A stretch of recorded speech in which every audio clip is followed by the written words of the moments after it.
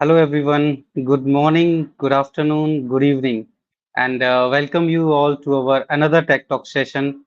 I'm Sargam Tiwari, your host from Tech Jobs Fair, and today we are joined by Miss Melanie Peterson. Today, we are about to dive into an exciting discussion that will change the game of your career. Now, the topic is navigating the tech job market, tips and strategies for young professionals starting their careers. I hope this topic will definitely help you, and the insights what we are going to cover here, definitely this will help you in your career, how you can start in tech market, and what are the other aspects that you should consider before going into the tech market. So, but before moving forward, I would like to introduce here our speaker today, Melanie. So, Melanie is an experienced trainer, coach, and author specializing in inclusive and anti hustle work culture. She creates effective communication strategies for brands to build authentic communities. Most welcome, Melanie. How are you?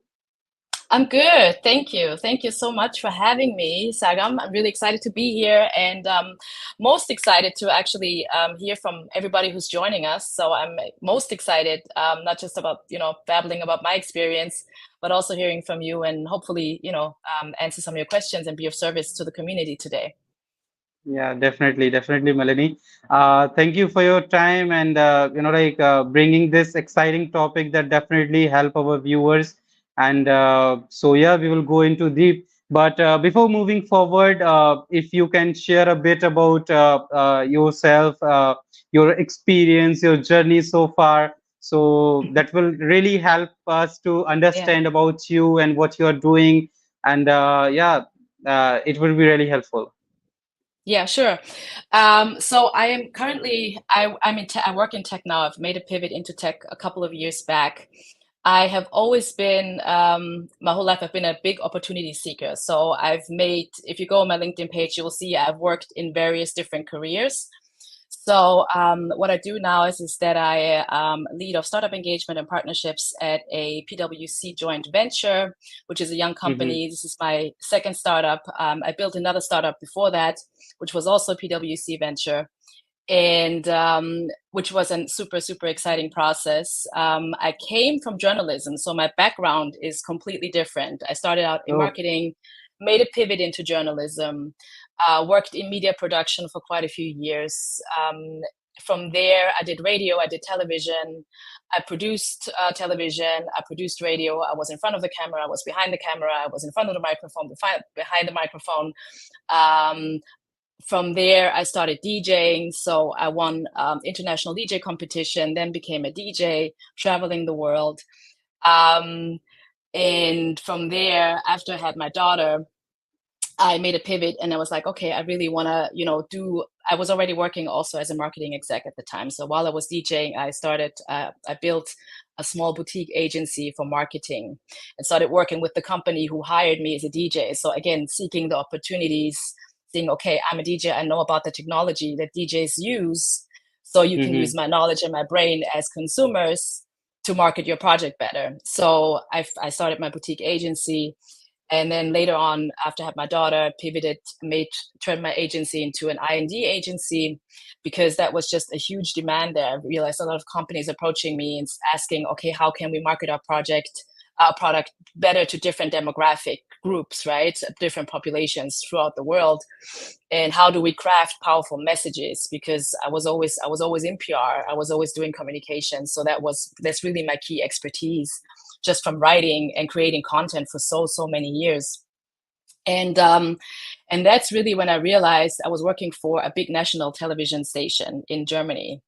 And I thought, okay, in Germany, I don't know if you know this, but in Germany, every citizen has to pay a certain amount of money every month to that station, whether you have a radio or whether you have radio, television or not. And I was like, Mm-hmm. okay, this is interesting. It's basically you're paying taxes, but I have no control over the content that's being created. So I said, okay, and none of the content reflected authentically the people who are actually living in the country. So I said, okay, this is interesting, especially with technology and AI on the verge and the lack of skilled labor, there has to be a change. So that's when I made a pivot. Mm-hmm. I went back to school. I became a trainer for inclusion and diversity and equity. and started working with clients from there. And that's how I made my pivot into tech, because there was Mm-hmm. such a huge demand. And for me, I&D and tech go together. Like that's, you can't do one without the other, because as you know, demographics are changing, populations are changing, right? So Yeah, how yeah. do you make technology accessible to everyone? So that's always something that has driven me. So that's when I made my pivot, started working with PwC as a communication strategist. And then from there, I was hired to build the PwC startup as head of marketing. So I was in charge of Mm-hmm. performance marketing. And it was just an exciting journey. And now doing the second PwC startup. So it's a really, really exciting journey to be on. Yeah. Yeah, definitely, definitely, Melanie. It's very interesting. I think not only your background where you have worked like for marketing and music and entertainment, media and e-commerce, but also I'm also very curious when you mention you are from different demographics as well. So you've been in New York, you've been in Germany, right? So even though like we have many students, many job seekers who joins from Asia, who joins from other countries to Europe, right? Especially in Germany, Austria, right? So these demographics. So what do you think? Like how you have gone through and like definitely if any job seeker is looking for job in Germany, then definitely there is a like German. It is must language, right? So how you have like I just want to know your experience when you moved and in Austria, in Germany, or in New York. So any kind of difficulties you have faced that you would like to share? Mhm. Um, I love this question. This is a really great question, because there are so many different cultural nuances, right, within the different countries that Mm-hmm. people live in, right? But what I Yeah. find in all these years navigating between the countries, and this is also where my background in marketing has been a huge um, help in guiding me, because I think human psychology is the same everywhere in the world, Yeah. right? So humans, as humans, we are very much alike in how we approach people, how we like to be approached, our egos are very much the same. And I think there is there's a part that you need to play the game as a job seeker, right? Mm-hmm. No matter where you are, there are different mindsets. Yes. So for instance, if you are in Germany, or if you're looking to apply for a job in Germany, right? Depending on the industry you're in, like tech in Germany is very much the same as it is everywhere else in the world. It's a lot more diverse. It's a lot more advanced, right? But say, for instance, because like in my 9 to 5 job, I work in a tech company that is a private company, but I consult with public institutions in Germany. So I still very much work with the German mindset that is um, let's say not as progressive, right? And I find that the German mindset is often very linear, right? There's certain things that have to be done in a very certain way, Yeah. which also Yeah. speaks to the German quality, all that image that we have, the idea that we have of Germany, right? Yeah. Like they provide quality, everything is on point, the systems never fail. Just think about Mercedes, right? Think about Yeah. what you think about when you think about Germany. And this also translates into work culture in Germany. Mm. So, and whereas, for instance, in the States, everything moves very fast, right? You have to be on your tiptoes. Like if you stay with a company for longer than 2 years, that's not seen as an asset. That's actually seen Mm-hmm. as a problem. If you apply for a new job, it's like, okay, why are you still with this company? Is nobody looking to hire you? Are you like, what's happening? So it's Yeah. these two are the cultures are very, very different. So I find that depending on where you are in your life and also the kind of life that you want to live, right? If you're looking to apply in Germany, you can live a really sweet life in Germany, right? If you want to get away from the hustle and the bustle, and you can work a job, not be stressed. You can even easily build a solopreneur business, especially in tech, right? Without paying Mm-hmm. New York City prices, for instance, right? Live in Germany, Mm-hmm. do your work, do you live your life. But if you want to work for a company or for a public institution, you have to follow the steps and follow the rules. And the way that you apply for a job is still very um, old school in that sense, right? So you send out a resume. In Germany, people still attach photos to their resumes. So that is something that is very typical, whereas in the States, again, it's illegal, right? Mm-hmm. So, and of course, you're always fighting the biases. Like that is a global thing that we're dealing with, unfortunately, right? Racism is still very present in today's world, no matter where we are in the world. Um, but so I found, like, just going back to what I said about human psychology, I find that for me, there's three things that always work no matter where you are in the world. And that's whether you want to pivot into a new career, whether you're just starting out, you have to talk to people. And as there's a lot of people out there talking about build a brand on LinkedIn, create content. And I Yeah. think while that's great, that's all great and dandy, but it's not for everybody. There's a lot of people who are afraid, who don't want to be out there on LinkedIn. So, right. So Yeah. how do you build a network? And I feel you don't have to be out there. You don't have to post. Like, I want to take that fear away from everybody. You don't have to do it. It's okay. It's cool. But what you should do, though, still is build human connections, because human connections is what's ultimately what's going to get you where you want to go. So instead of waiting for companies to post jobs, no matter where you're applying, right? Whether it's in Germany, India, the States, you got to meet the people. And that means, again, you have to be on the cusp of knowing where you want to go and seek out the people who are already where you want to go. Yeah. And Yeah. and this is something that is absolutely key, because I find that job seekers today are very still, especially post undergrad, they're still very passive. I see this a lot with the clients that I work with. They're like, okay, I applied for so many jobs, nothing is coming back, but they don't know the people. You have to know the people, right? Because Mm-hmm. you're not going to be hired other than you're just a number. And then you have to rely on your resume and your application be top notch, that Yeah. you even get invited to an interview. Whereas if I know someone, I'm not a recruiter, so I'm also not a recruiting expert, but I do know a lot about marketing and human psychology. So if I know the person and I like the person and I like their resume, I will give them a chance, right? So you got to Mm-hmm. build that relationship. Um, and this is also something that I work on with my clients. We build systems and processes on how you actually build those relationships without having to be out there on LinkedIn, right? Because it's not for everybody. So Yeah. yeah, Definitely.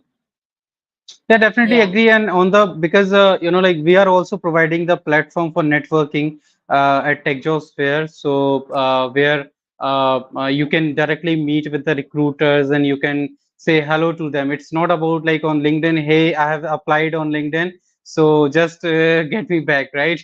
But yes, here you can do the direct interaction with the recruiters and you can understand more and more about the company, their culture, their values, and what are the other benefits yes, they are offering, right? So it's very I think recently we have our event was held in Germany, in Berlin itself, on 20th June, and it was a very good event, and there was around near about 1500 people have joined the event.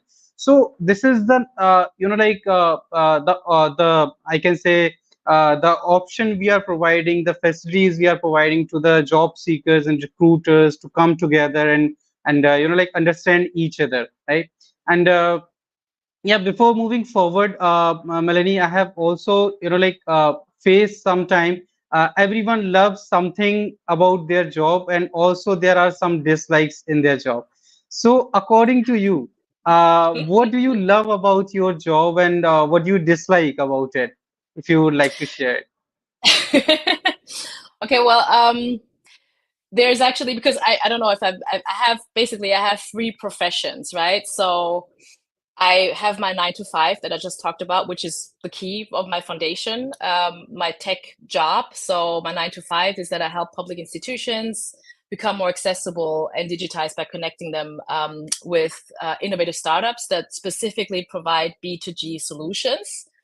And then Mm-hmm. also too, I have a coaching and consulting business where I help organizations build a brand and connect with their audience through using a very inclusion and diversity focused framework. And then my third business is working with individuals, helping them navigate career and life transitions, with the key of not burning out, because we're at a high of depression, especially amongst young people. So navigating those transitions without burning out and is really, really key. And I think a lot of people, this is something also too we don't see on social media. It's not really being promoted like that, but it's so important to have systems and processes. And now in a time where our social media takes away so much time from us, like we are scrolling on the phone, you get that dopamine hit immediately, you're already in the role, and then time just, it just goes away. And then you're like, oh, okay, didn't do anything. I wanted to send out my application. So this is something that I work with, something that I do with my clients. So to get back to your question, what I love about the job, what I love about what I do, as far as working in tech, I really enjoy having a front row experience to technological innovation. Just being, I'm obsessed and also a bit terrified with AI, but I just see it's just such an incredible advancement, and it moves so fast that it's Yeah. almost like you have to always be studying to keep up to date with what it's doing, but also how it's going to change us as humans, as a society, globally, right? And also how it's Mm-hmm. going to change access. I find that very fascinating. And getting to meet brilliant, change-driven minds and being in that space is really what I love the most about my job. Like being around people who always know more than me. And I really love creating access to technology, which is also why I like working with public institutions. Um, Mm-hmm. Not for the process, but actually for citizens, because when you are in tech, and I'm sure this is something, Saga, maybe you also experience, right? You're in a bubble. When you speak to Yeah. normal people who work regular jobs, you realize, oh, wow, they don't know nearly as much as what's really happening, when you're inside the bubble, but outside for them, it's Yeah. still Yeah. like in the 1990s in a way, I have a Yes. computer Yes. and I type on my computer, but what is this AI? So, but I want, like, we need to access that, because if you don't, we have to create more access to people, right? To yeah, internet, to not just internet, but also access to technology. So for me, that is Mm-hmm. something that I really love about doing what I'm doing.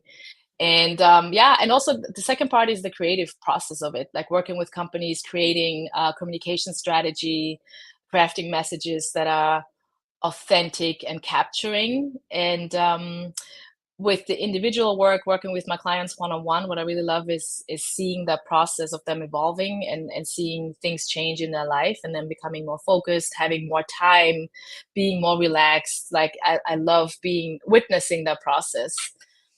So there's a lot of likes, as you can Yeah. tell. I don't have any dislikes, really, to be honest, except for, like I said, it can be frustrating working with public institutions, for sure, because you have two diametrically completely opposed mindsets, right? So you have technology that is moving at super speed, and then you have public Yeah. institutions that are like, oh, but we can't use a cloud. We have our computers in the basement, and we, Yeah. Yeah. Yeah. like, why do we, like, as cloud is not safe? So that's, and that can be very frustrating. So, but we're getting there, one step at a time. Very interesting. Thank you for sharing Yeah. it. And I'm also curious to, know about, you have worked, as you have already mentioned, you have worked with various industries, like in media, entertainment, music, e-commerce, right, consumer electronics. So before making a pivot into tech, how did you navigate, like these career transitions? I'm sure your journey must be difficult at that time, but what were your key learnings from them? Mm. Um, I would say it's interesting that you say it's difficult. For me, it was always the thing that has always driven me was a lot of curiosity, and a thirst of knowledge, also paired with a real huge fear of regret. To be honest, to me, and my hope is that everybody at some point adapts that mindset, because I think it's so crucial to, we have, as far as we know, we have one life. And my greatest my greatest fear was always to one day lie on my deathbed and say, I wish I had, Mm-hmm. so we have this one life, and I thought, okay, this is many years. There's opportunity to do so many things. So for me, these transitions have always been driven by that mindset. So for me, my formula that I've developed was always, I would pique an interest in something and I would study it to absolute exhaustion and become really good at it. And always when I reached the pinnacle, right? Always like when I reached the pinnacle, I would move on to something else. Yeah. So that piqued my interest, because usually when you're on a journey, there's always something that sparks your interest. And if you have ADHD, for instance, that gives you something that you can relate to, right? I don't see this, I see it as a deficiency. I actually see this as a huge opportunity to um, tap into different life sources, really, and learn and grow from them, right? And also contribute, right? Because each one of us has a lot to contribute and to share. Why would you only put it into one thing? That's fine if you want to do that, but for me it was Mm-hmm. like, I have so much that I can give, I can share, I want to do, I want to learn.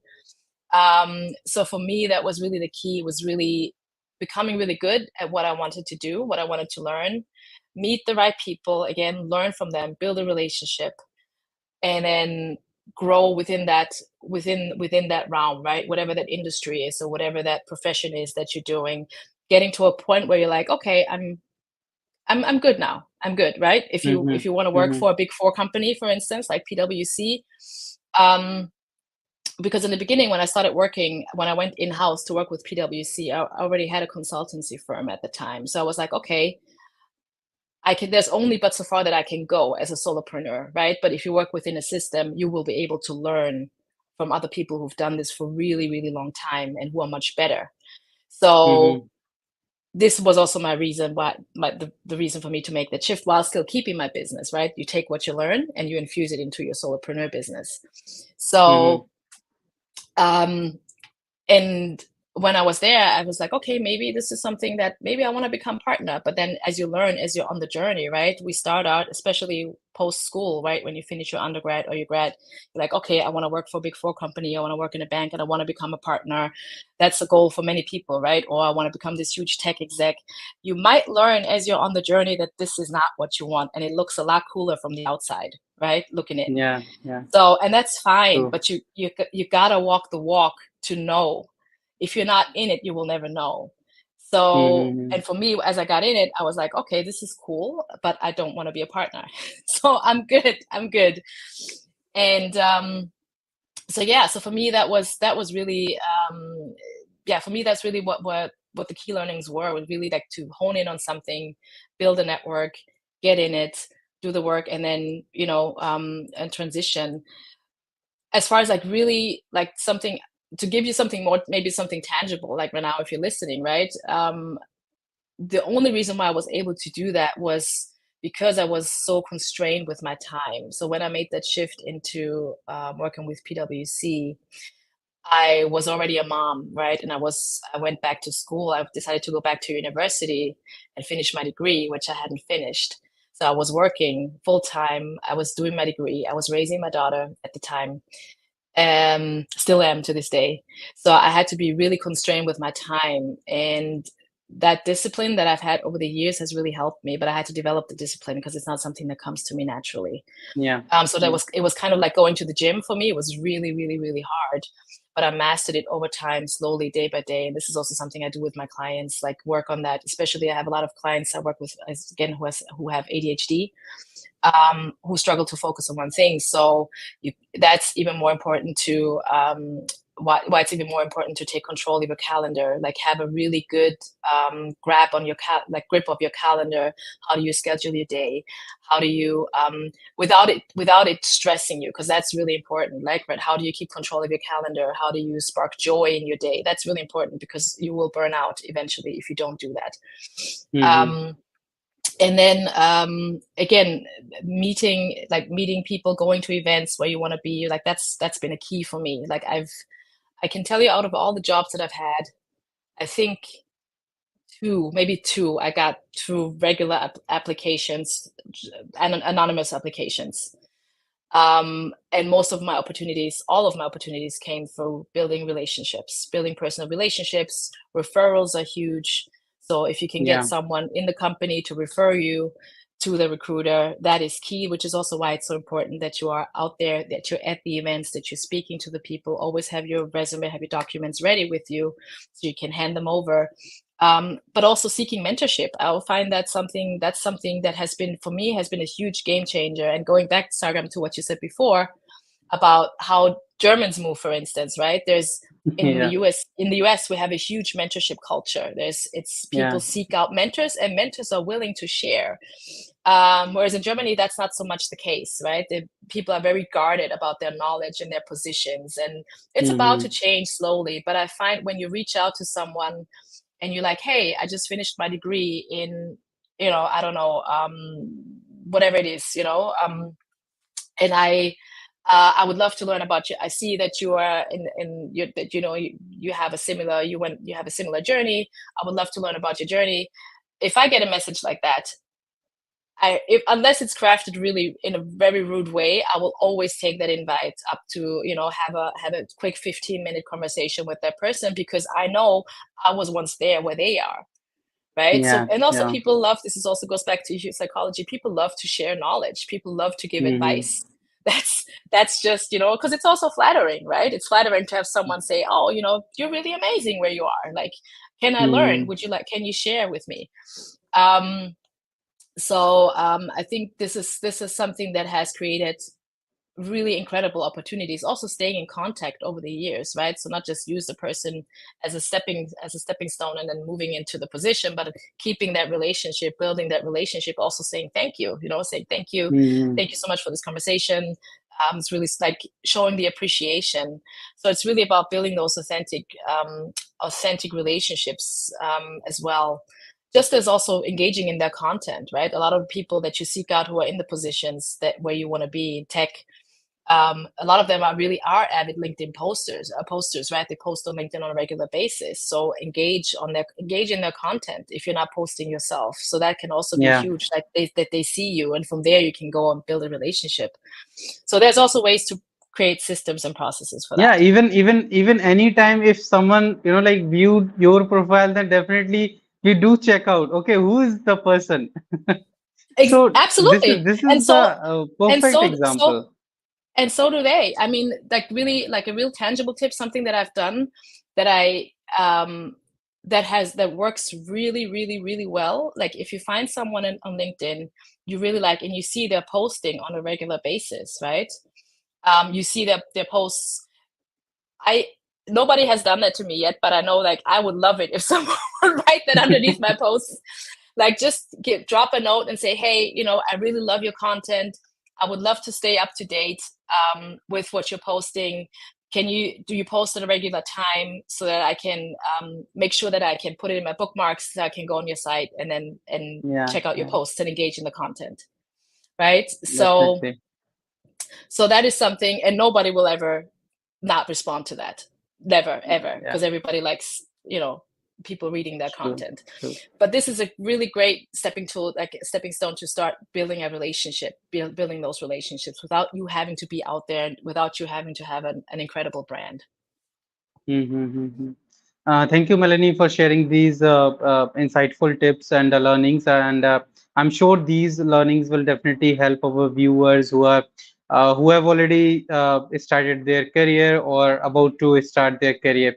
So, as our topic is also, Melanie, like focusing on the young professional who are going to start their career. Yeah. So, if I come on that question. There are a number of mistakes young professionals make, but if you like to highlight any one of them, or maybe most important are, so what is the number one mistake that usually young professionals or job seekers make while starting their career journey? Mm. Um, there's a few, actually. There's a few things I think that, as young job seekers, that we need to improve. And when I work with clients, one thing that I observe a lot is that, and I don't know if it's a generational thing, because I remember when I was, post my undergrad, like I was also pretty much in a spot where I didn't really know where I wanted to go, right? But I had an idea, and I think a lot of times what I see is that the whole application process, when you apply for a job, right? The job search is not really aligned with your passion and interest, which also causes a lot of people to just at some point give up or just apply to any job. So, and this is just my experience. I would also love to hear from the audience, like what your experience has been. This Yeah. is just my observation, so it's very subjective. But not having your real interest of what you want to do being aligned with your job search, not being aligned with your interest. And that has a lot to do with knowing yourself to a certain extent, right? And being in the spaces where you get those sparks, because when you're younger, you don't have a full grasp of an idea who you really are, because you're still growing, you're still evolving. You're at a point where you are where you're starting out, right? So you have a package with you have a little suitcase, and you're starting out into the world, but that suitcase is going to grow, you got to change it, and it's that is the journey of life. But a lot of times what I find is people just apply to jobs just for getting the job, and then they end up being frustrated. And but it's also because they're not really interacting with the humans. And I think this is something that is very specific to the generation, because of social media, because of the way that we interact today. A lot of the social skills that Gen Xers or millennials have been trained with, or even the boomers are very, like, they have a very specific idea of what social skills are, right? Younger generations, Gen Zs and beyond, have a very different understanding of what those social interactions, what they look like, right? So there's Yeah. a disconnect, because recruiters are Gen X or millennials today, and then you have Gen Z, who has a very different approach to work, to communication, to life. So so there's a lot of this, okay, I will check out this job, I might do it or I might not do it, but there's a lack of passion, which is fine. But when you're applying for jobs, right? And right now we're in a recession. Yes, there are a lot of jobs, but there's also not a lot of jobs, depending on where you are, right? And that can be very frustrating very easily. So if you know what you want to do and where you want to go, and that goes into, and I tell this to my clients all the time, if you don't know where to start, if you feel overwhelmed by the opportunities, just go to events, like meet people. It doesn't have to be the one thing. And also start, like, for me, journaling has been a huge game changer. I started journaling very young. Like, where do I stand? What do I love? What are the things that spark my interest, the things that make my heart, smile. And that doesn't mean that you're going to land that dream job right away. That's not what I'm saying. But at least it gives you a North Star. And we all need that North Star. You can't, like, it's a very human basic need. So yes, number one mistake, interest not being aligned with the job search, right? Just applying to jobs randomly. Yeah. Number two, not promoting yourself or your expertise enough.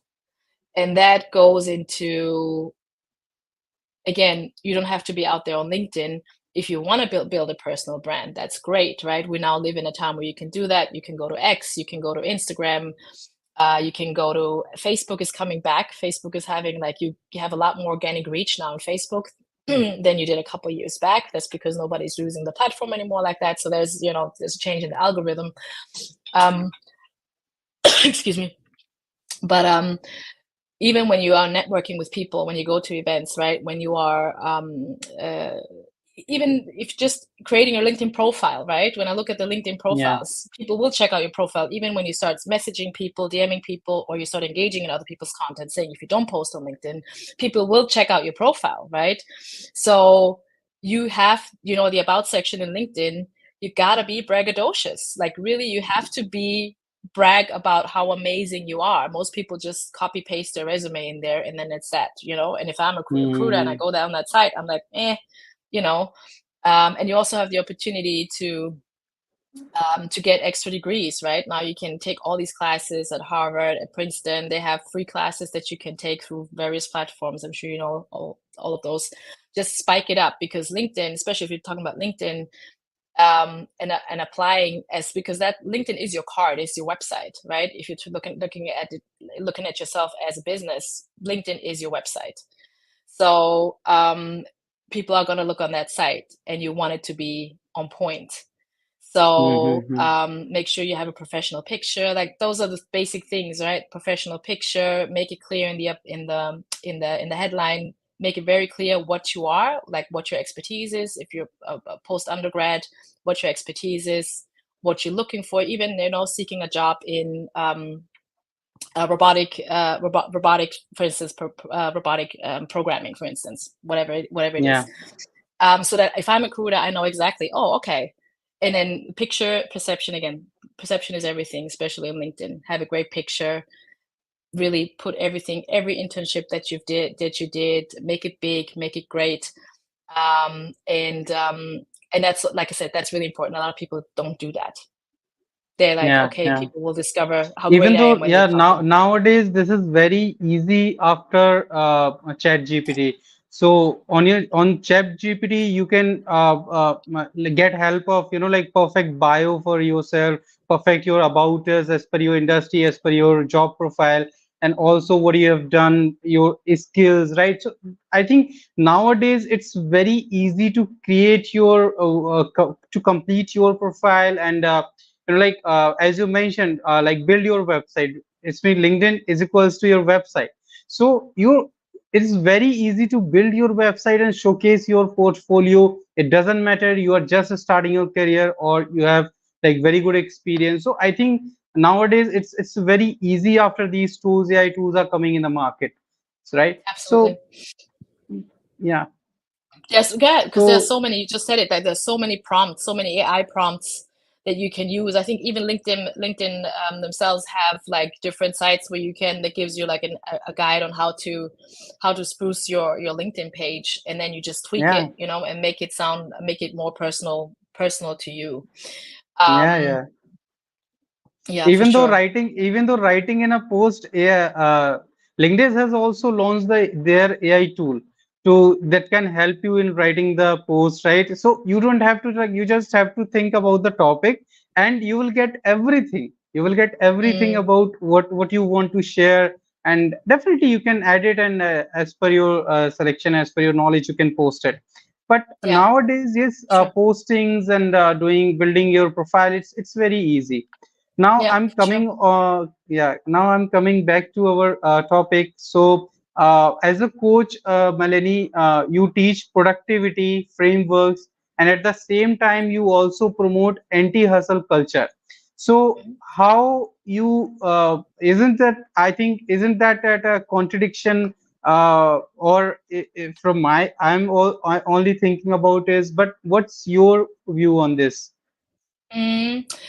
I don't think it's a contradiction, actually. For me, it's perfectly aligned, because I think, you know, productivity, and this is something that we have very misconstrued in our minds. Productivity is not about working hard, it's about working smart and working less, Hmm. without feeling exhausted or overwhelmed, right? So, and in order to do that, we need systems or rituals. I like to call them rituals, actually, like systems, because system sounds very, like you have a ritual to stay focused for a short period of time, so that you can have a lot of time and energy to do the things that matter to you, right? For me, it is spending time with my family, my husband and my kids. Like, this is something that is my number one. So when you look at it, and I think this is something that you can also read in the Seven Habits of highly what's it? Seven Effective Habits of Highly people. Successful People. Yeah, effective people. Yeah. Yeah, yeah.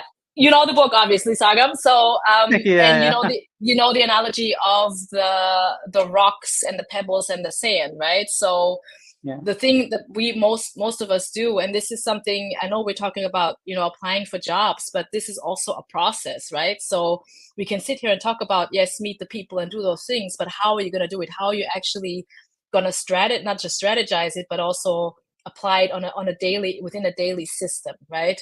Like really doing it like you are building a business, or like you are yeah, building something, right? Creating something. And that is because this is not something you can do it like, spontaneously, but if you systemize it, you'll have much higher chance of being successful.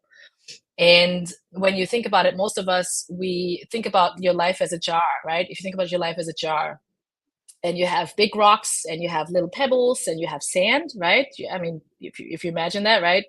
And then you have, for instance, for me, like um, sand would be like checking emails or replying to WhatsApp messages or scrolling, or yeah, like responding to messages, right? But then you have like little pebbles, right? That would be like, for instance, writing a social media post, a LinkedIn post, or sending an email, or meetings, right? And then you have big rocks, you have the rocks, and those are the things that really bring you towards your goal, right? So those are like the big tasks, like writing a resume from scratch, or creating a newsletter, or writing a book, whatever that is for you, right? So if you're applying for jobs, then maybe it would be that would be your project. If you look at it, as your project, right? Your life's project, the one thing that you're focusing right now, that would be that, right?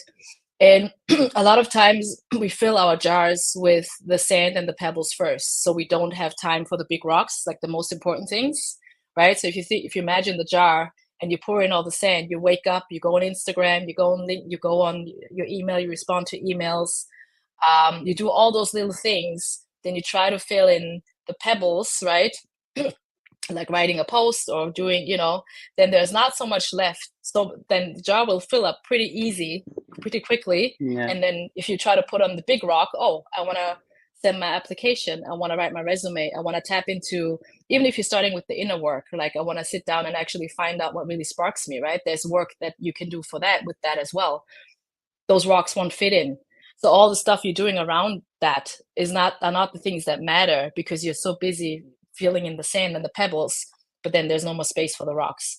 So for me, Yeah. it was so what I advise my clients to do is always start with the rocks when you work with your calendar. Like start out with the things that matter to you the most, the things that are the most important, your priority, and then break those tasks down, right?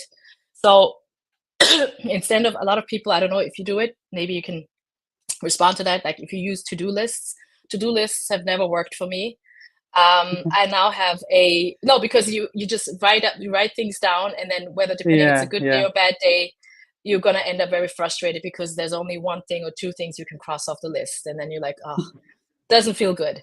So, and it's also not realistic. So what I do is I never do more than two things in a day. I have a to-do list. So I do two things in a day, and I write down the night before, like two things that I want to accomplish on that day. I give myself 2 hours to do those things.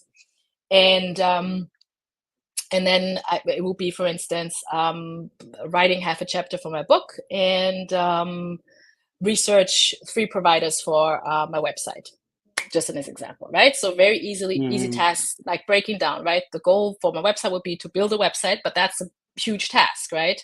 So you got to break it Yeah. down. And that's a huge game changer as far as just building the habits, building processes. So I think, to go back to the question, the productivity is really, really key when it comes to living a well-balanced and happy life. And I think you can be successful, you can be great at what you do. It's not, we still have that adapted, I don't know what it is, from what time it is, that era, the 1980s. I remember that all those movies, in the States, with what's his name, Michael J. Fox, like in the Trump Tower, and the secret to my success, and you're working 24 crazy hours, and like it's not, and that mindset has shifted, because we know, like, life is finite, time is finite. The only resource in Yeah. life that's finite is time. Money is infinite. There's so much money and money to be made and opportunities, but time comes for us all at the end of the day. So Yeah. how do you use that time that you have? And for me, I was like, okay, I want to have um my biggest rock is spending time. I want to spend time with my family. I want to be able to have that time. So really providing like really, and also knowing the human brain, because you can't be more productive than 2 hours. It's just usually Yeah. after 2 hours it goes downhill. And a lot of us also context switch, right? You would write Mm-hmm. an email, then you would go on Instagram, then you would go work on another project, and then you would go, like, you're losing like 40% of our productivity is lost just through by Yeah. context switching, Yeah. Yeah. right? So instead of focusing on those things that you're doing at the time and nothing else and making it less in a day. So for me, that it's not a contradiction. It's really about living a life that's intentional, and that brings you joy. That's really the key at the end of the day. Yeah, thank you, Melanie. Thank you for sharing these tips. And definitely, as you mentioned, prioritizing the task is very important to, bring results and achieve your goals. So thank you very much for sharing. I hope, I'm sure these tips and these learnings, and definitely this will help our viewers. And your insights have been very valuable. And thank you very much for sharing. And however, we have a short time, so we'll have to wrap up here. But it's very good topic you have brought here. And I think, Melanie, would you like to add anything from your end, and any additional tips our viewers and job seekers, majorly are job seekers, or I can say they are only already in the tech industry. So as you are Mhm. also in tech and you are experienced, so anything would you like to share to just that can help our viewers? Mhm. Well, if you're already in tech, right, and I mean, what we're experiencing here in the States, for instance, what's happening is that we have a lot of layoffs that are happening, which Yeah, is even more important. Why you have, if you're already in the industry, I don't know, depending on how good of a networker you are, right? But I can't stress enough, really stress enough, how important it is to build your network. And I look at it a little bit more deeper than just not building a network. I think as a society today, we've become so consumed with being seen that we are not really focusing on how we can be of service to others. So when it's about building a network, we go out a lot of times saying, okay, what can this person do for me, right? And maybe this is also a very American mindset, but I'm just putting it out there because I do think it is a human trait that we have developed, just because of also how we move on social platforms and whatnot. It's a lot about, look at me, I'm here, I'm doing this. And um and I think when you build those relationships, I think it is really key to build them on authenticity and of service to other mm-hmm. people. I think that is not just for tech, but I think like every industry, and tech specifically, is moving so fast. And I think that, and also too, we dealing with a lot of people with neurodiversity, especially in the tech space, right? And this is something that is just, we're just on the cusp of trying to of evaluating the spectrums of neurodiversity, right? So learning about that, learning about how people move. I think, like I said, every business is a human business, is a people business first, Yeah. right? So working on social skills, I think that is really, I can't stress that enough, because I think we underestimate the power of human connectivity. And I know this is very contradictory because we're talking about tech, right? But Yeah. behind all of this are still humans running the businesses, running the show, doing programming, the AI programming. Like, this is, and I think this is so important. And I do think that we have to hone in on having better social skills, and really being able to um, see other people, like see other humans, having conversations, building really authentic relationships of service. I think that is something, I Mm-hmm. think that's a message that's really important. Yeah, thank you, Melanie, for sharing. And as you mentioned, the importance of networking. So also we have a quick update from our end. We have multiple upcoming events, both physical and virtual. So if anyone is interested in joining our event, and as per your location, you can log on to our website techjobsfair.com and check the details, and you can get your free tickets and you can join our event without any cost. And there you can network and build your relation, as Melanie mentioned about the importance of it. So thank you very much, Melanie, to you joining here and giving your precious time. And thank you very much, everyone, for joining us today. And until next time, take care and have a great day. Thank you, Melanie. Thank you.